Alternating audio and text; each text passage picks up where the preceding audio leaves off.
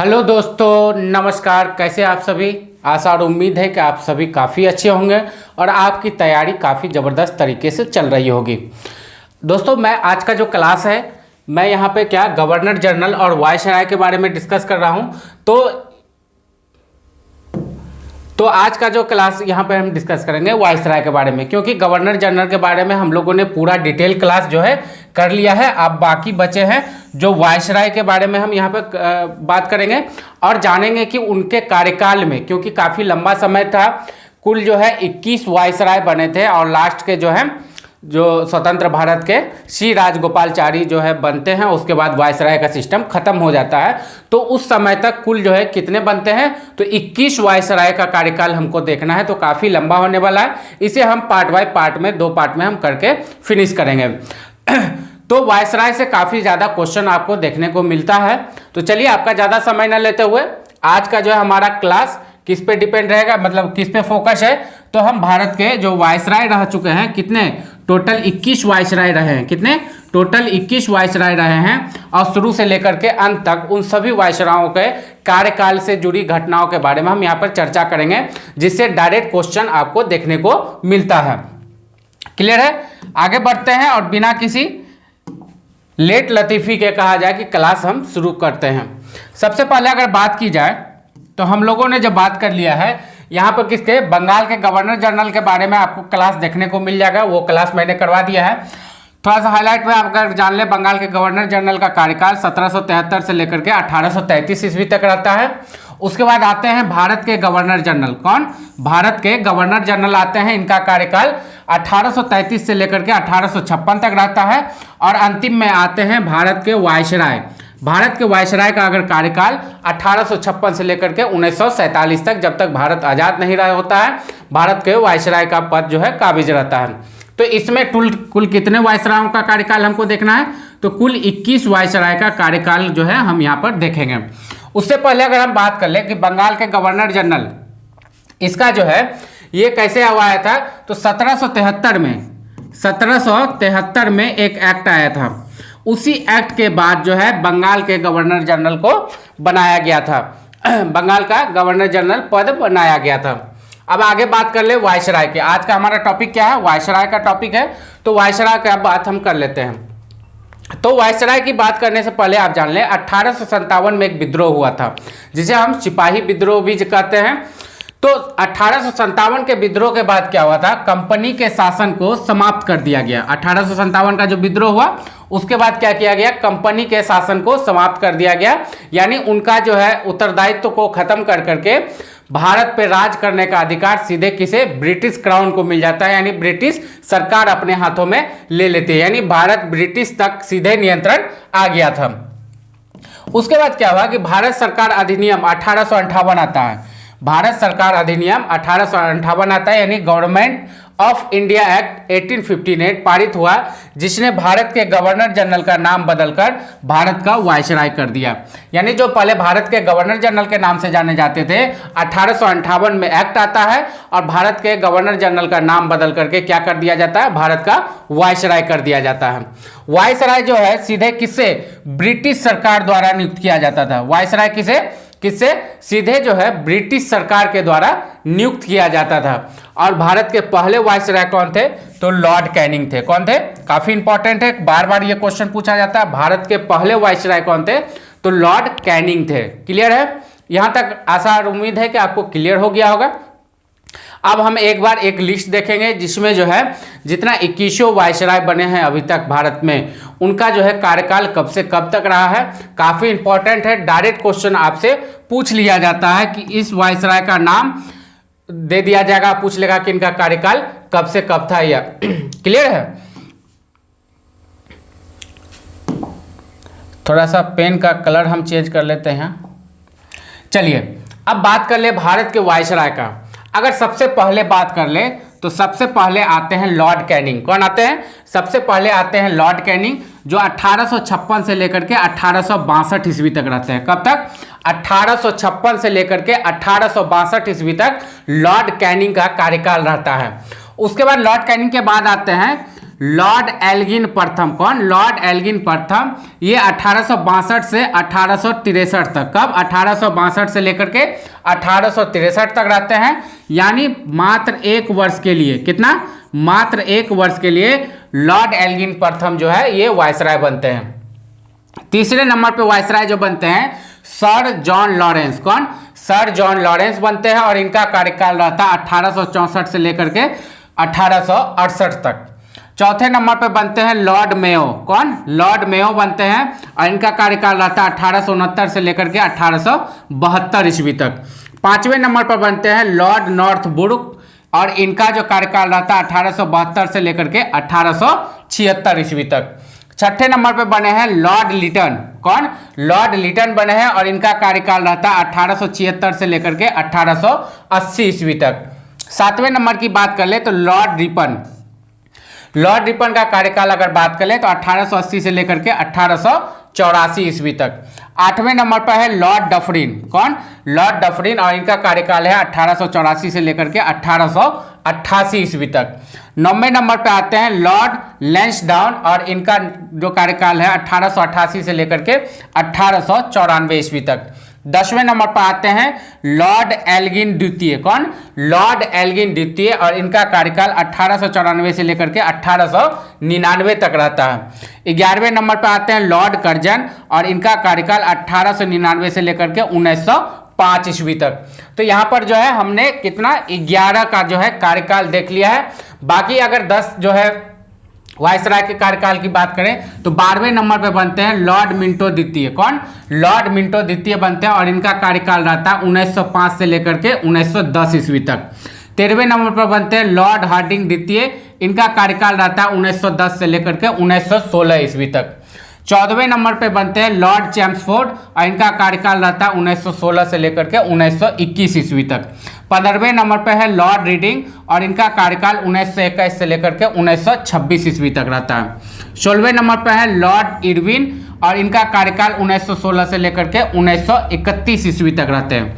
17वें का है Lord Willingdon. ये 1931 से लेकर के 1936 तक जो है भारत के वायसराय रहते हैं। 18वें नंबर पर है लॉर्ड लिनलिथगो। लॉर्ड लिनलिथगो और इनका कार्यकाल है 1936 से लेकर के 1944 ईस्वी तक। 19वें नंबर पर है लॉर्ड वेवेल। लॉर्ड वेवेल के कार्यकाल की बात कर ले तो 1944 से बनकर 1947 तक इनका कार्यकाल रहता है। 20वें नंबर पर आते हैं लॉर्ड माउंटबेटन। ये 1947 से 1948 तक रहते हैं। इन्हीं के समय में हमें क्या मिलती है तो इंडिपेंडेंस यानी आज़ादी मिल जाती है लॉर्ड माउंटबेटन के बाद। उसके बाद फिर 2 वर्ष के लिए जो है कौन बनते हैं? सी राजगोपालाचारी। कौन? सी राजगोपालाचारी जो 1948 में बनते हैं और 50 तक जो है इस पद को ही समाप्त कर दिया जाता है। कौन? तो 21वें नंबर पे कौन? यानी आज़ाद भारत के प्रथम गवर्नर जनरल की अगर बात की जाए तो वो कौन है? सी राजगोपालाचारी और उनका कार्यकाल से कब तक? 1948 से लेकर के 1950 ईस्वी तक। तो दोस्तों आपने भारत के वायसराय के बारे में जो है यहाँ पर डिटेल से देख लिया है। कितने टोटल वायसराय हैं? तो कुल 21 वायसराय बने थे। उनको हमने जो है एक लाइन से पढ़ लिया कि उनका कार्यकाल किस तरह से चला है, वो कितने कितने दिनों तक रहे हैं। अब आगे के वीडियो या क्लास में आपको ये देखने को मिलेगा कि एक एक वायसराय के कार्यकाल में कौन से महत्वपूर्ण घटना उनके द्वारा की गई या फिर कौन सी चीज़ें कहा जाए कि स्टार्ट की गई जो भारत के लिए एक दूरगामी परिणाम जो है वहाँ से निकल के आया। तो चलिए एक एक करके हम 21 का जो है यहाँ पर क्या करेंगे कार्यकाल के बारे में डिटेल से पढ़ेंगे। ठीक है, सबसे पहले बात कर लेते हैं भारत के प्रथम वायसराय के। भारत के प्रथम वायसराय कौन थे? तो लॉर्ड कैनिंग। भारत के प्रथम वायसराय कौन? Lord Canning. ये 1856 ईस्वी में बनते हैं और 1862 ईस्वी तक रहते हैं। कब से? 1856 में बनते हैं और 1862 ईस्वी तक इनका कार्यकाल रहता है। अगर इनके समय में कर दे कि प्रमुख घटना क्या हुई थी तो सबसे प्रमुख घटना की बात की जाए तो 1857 की क्रांति। कौन सी? 1857 की क्रांति जो है इन्हीं के समय में हुआ था। उसके बाद बात कर ले कि 1857 ईस्वी में कोलकाता, मुंबई और मद्रास में विश्वविद्यालयों की स्थापना इन्हीं के कार्यकाल में की गई थी। उसके बाद जो अगली घटना है 1858 ईस्वी में ईस्ट इंडिया कंपनी के शासन का अंत हो गया था। यानी जब ये वायसराय बन के आए उसके बाद ईस्ट इंडिया कंपनी का जो है शासन खत्म करके क्या कर दिया गया था, ब्रिटिश क्राउन के हाथों में दे दिया गया था। नोट यानी रुपया का प्रचलन, रुपया जो आजकल हम लोग गिनते हैं 100, 50, 150, 200 का जो नोट है, इसका प्रचलन की शुरुआत जो है लॉर्ड कैनिंग महाशय के कार्यकाल में ही शुरू हुआ था। 500 रुपया से अधिक आयात पर 10% तथा निर्यात पर 4%, कितना, निर्यात पर 4% इनकम टैक्स लगाया गया था। यानी लॉर्ड कैनिंग के कार्यकाल में क्या हुआ था कि 500 रुपया से अधिक अगर आप आयात करते हैं यानी तो उस पर आपको 10% टैक्स देना होता था, और अगर आप 500 रुपया से अधिक निर्यात करते हैं तो आपको 4% जो है इनकम टैक्स देना होता था। उसके बाद इन्होंने क्या किया, विधवा पुनर्विवाह एक्ट 1856 ईस्वी में पास किया। क्या किया था, विधवा पुनर्विवाह एक्ट जो है 1856 ईस्वी में लॉर्ड कैनिंग के कार्यकाल में ही पास हुआ था। क्लियर है।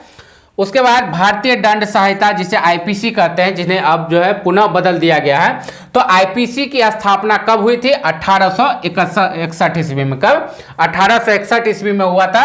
और उस समय भारत के गवर्नर जनरल कौन थे, सॉरी वायसराय कौन थे, तो लॉर्ड कैनिंग थे। क्लियर है। तो काफी महत्वपूर्ण कार्य जो है इनके समय में हुआ था।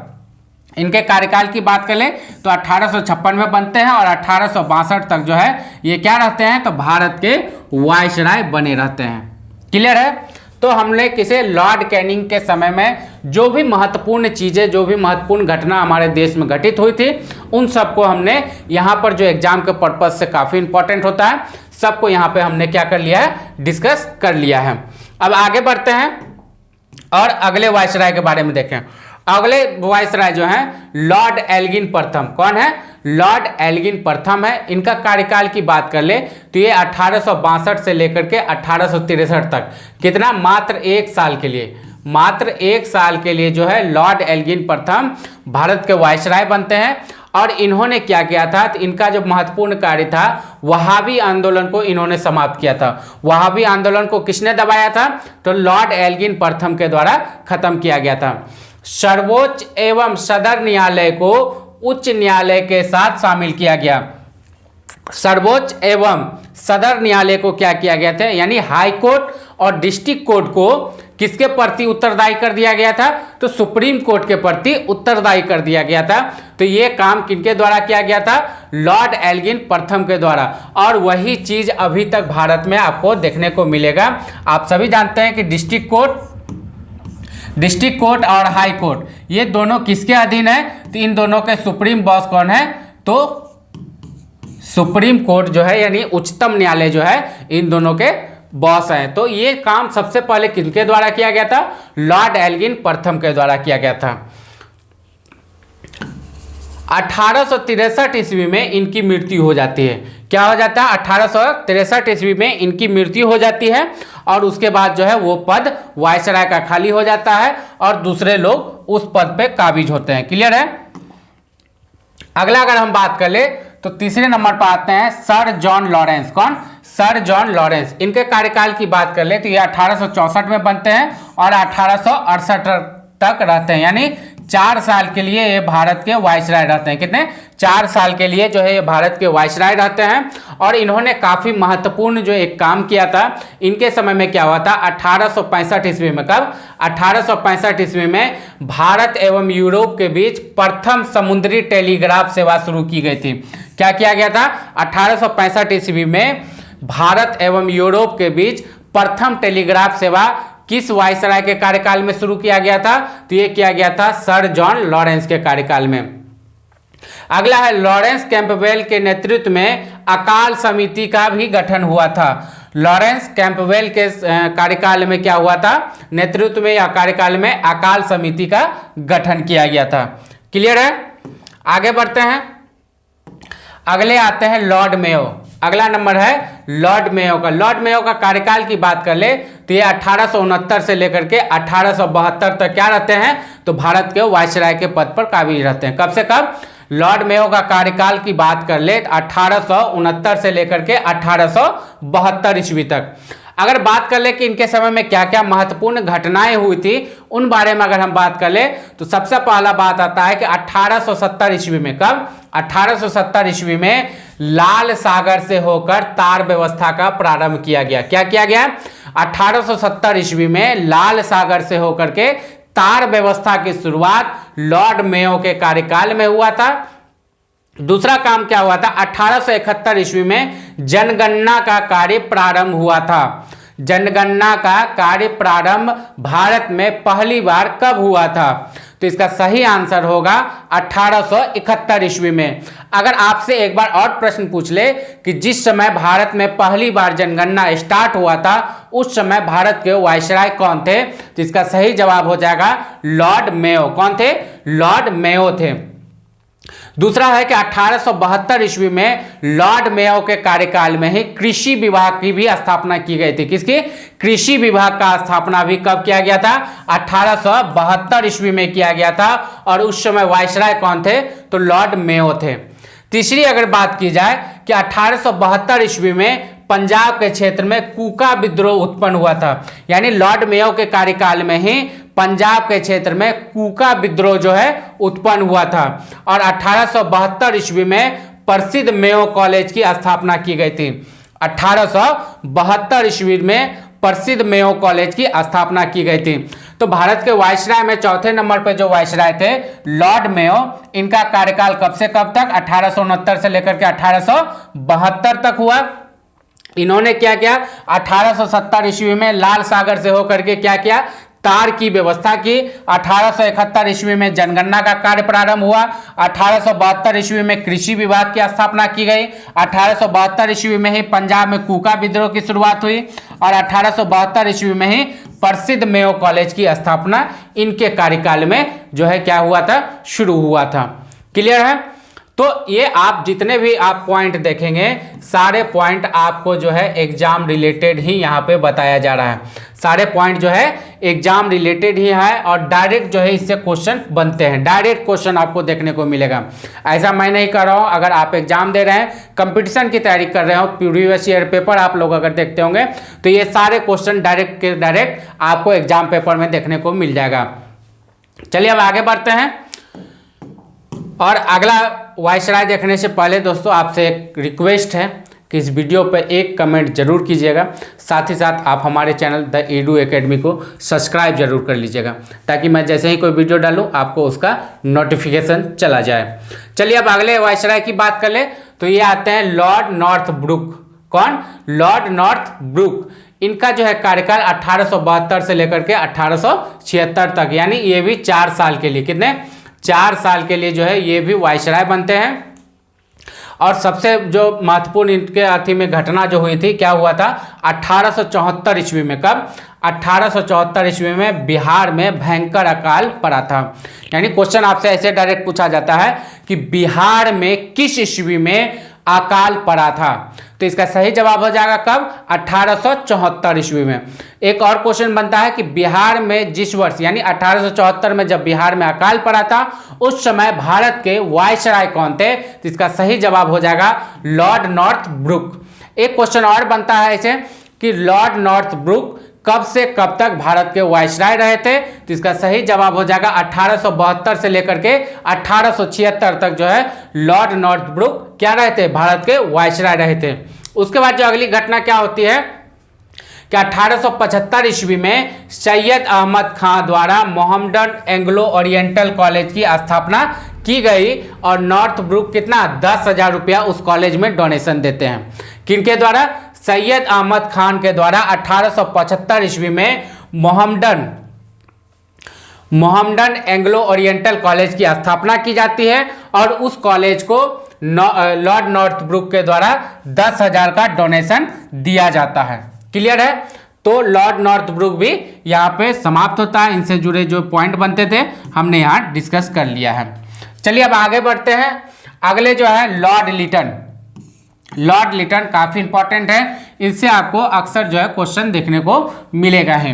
इनका कार्यकाल की अगर बात कर ले तो 1876 से बनकर 1880 तक। कब से? 1876 से 1880 तक।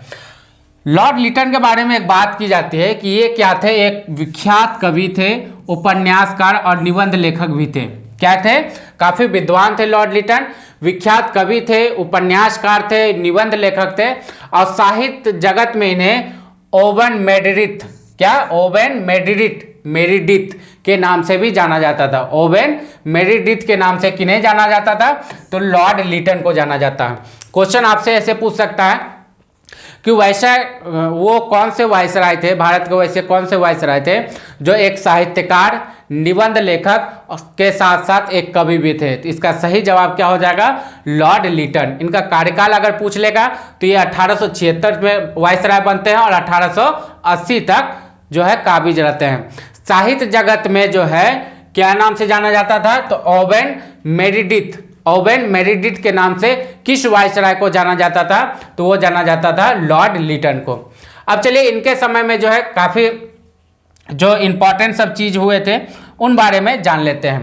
राज उपाधि अधिनियम, राज उपाधि अधिनियम यानी रॉयल टाइटल एक्ट 1876 के तहत क्या हुआ था? महारानी विक्टोरिया को जो है केसर ए हिंद की उपाधि दी गई थी। किनको?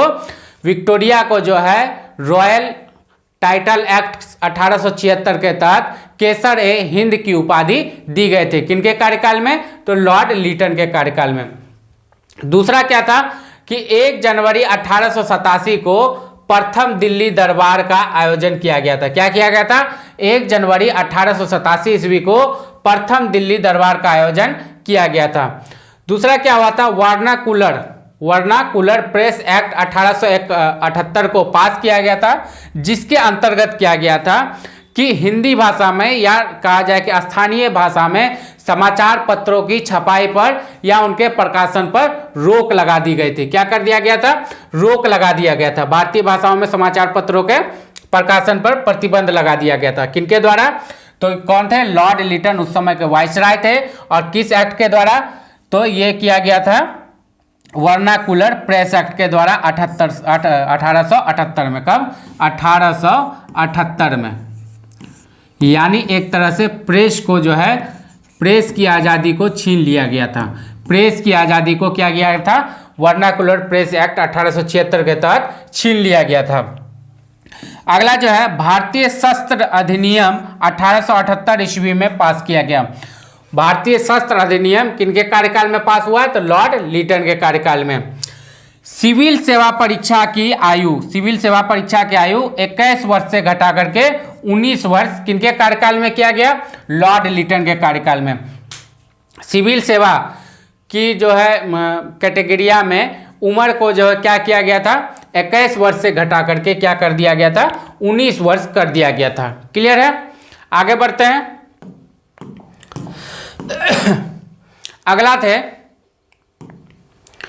अगले जो वायसराय थे उनका नाम था लॉर्ड रिपन। कौन? Lord Ripon. इनका कार्यकाल की बात कर ले तो ये 1880 से लेकर के 1884 तक भारत के वायसराय रहते हैं। कब से कब तक? 1880 से लेकर के 1884 तक।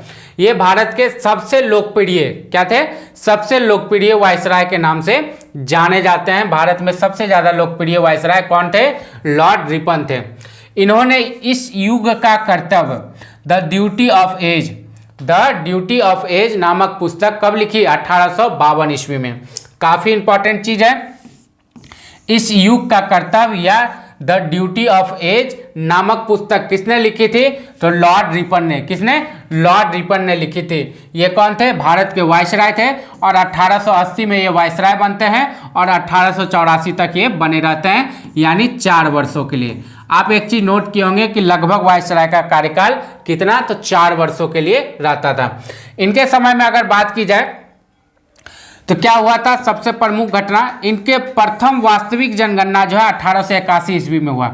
प्रथम वास्तविक जनगणना कब हुआ? 1881 ईस्वी में। ऐसे डायरेक्ट पूछ लेगा 1881 सॉरी प्रथम जो है वास्तविक जनगणना कब हुआ? तो 1881 ईस्वी में हुआ। इसका सही जवाब क्या हो जाएगा? 1881 ईस्वी। फिर पूछ सकता है आपसे कि जब प्रथम वास्तविक जनगणना 1881 ईस्वी में हुआ उस समय भारत के वायसराय कौन थे? तो इसका सही जवाब हो जाएगा लॉर्ड रिपन। इनके कार्यकाल की और बात कर ले तो 1881 ईस्वी में प्रथम फैक्ट्री एक्ट भी पारित किया गया था। क्या किया गया था? 1881 ईस्वी में प्रथम फैक्ट्री एक्ट को पारित किया गया। उसके बाद क्या हुआ था? 1882 ईस्वी में जो वर्नाकुलर प्रेस एक्ट था, जिससे प्रेस की स्वतंत्रता पर जो है को कब्जा कर लिया गया था, उस एक्ट को खत्म कर दिया गया। क्या कर दिया गया? सॉरी, 1882 ईस्वी में वर्नाकुलर प्रेस एक्ट को समाप्त कर दिया गया। 1883 ईस्वी में अकाल संहिता बना। इनके समय में भी एक अकाल संहिता बना था। कब? 1883 ईस्वी में। उसके बाद क्या गया था? नगर पालिका का गठन किया गया था। नगर पालिका का गठन किया गया था। तो लॉर्ड रिपन जो है काफ़ी महत्वपूर्ण काम करने के लिए जाने गए। सबसे पहला काम क्या? प्रथम वास्तविक जनगणना 1881 ईस्वी में। प्रथम फैक्ट्री एक्ट कब? 1881 ईस्वी में। 1882 ईस्वी में हंटर कमीशन का गठन। 1882 ईस्वी में ही वर्नाकुलर प्रेस एक्ट को समाप्त कर दिया गया। 1883 ईस्वी में अकाल संहिता इनके कार्यकाल में बना और नगर पालिका का गठन भी किनके? लॉर्ड रिपन के कार्यकाल में ही हुआ था। क्लियर है? हम लोगों ने अभी तक कितने? तो यहाँ पर 7 वायसराय, कितने? 7 वायसराय के बारे में डिस्कस कर लिया है। चलिए यार, बाकी के जो बचे हैं 14, कितने बच गए अब हमारे पास? तो कुल 14 वायसराय बच गए हैं, जिन्हें हम जो है 2 पार्ट में भी करेंगे, यानी पार्ट 2 इसका आएगा और पार्ट 3 आएगा। क्योंकि मैं लंबा क्लास नहीं कराना चाहता हूं, ताकि आपको पढ़ने में बोर फील नहीं हो। ठीक है? आशा और उम्मीद है कि मैं इसका जब पार्ट 2 लेकर आऊँगा तो आप सब फिर पुनः जुड़ेंगे और उस वीडियो को भी इतना ही प्यार देंगे जितना इस वीडियो को दिए हैं। इस वीडियो पे आपको सिर्फ 2 काम करना है कि इस वीडियो में कमेंट कर देना है, लाइक कर देना है और हमारे चैनल द ईडू एकेडमी को सब्सक्राइब जरूर कर लेना है। तब तक के लिए टाटा बाय बाय, जय हिंद।